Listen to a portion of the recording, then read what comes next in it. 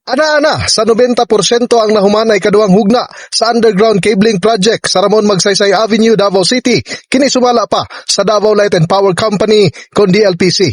Atol sa usa ka press briefing nga Tumayo 27, gibutyag ni DLPC spokesperson Fermin Idilion nga ang phase 2 nga naglangkob gikan sa Suaso Street padulong sa Ramon Magsaysay Park.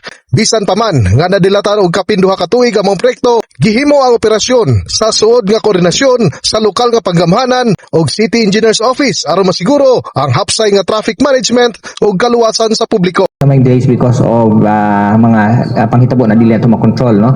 Especially sa katong panghitabo recently lang natin mga equipment, mga materials na gikan sa laing nasod na natanggong because of the kaniganing conflicts kani sa Middle East. Tungod sa pagkawala sa mga kable sa kuryente, miani kining positibong reaksyon gikan sa mga motorista ug publiko sama na lamang nila Neil ug Jojo.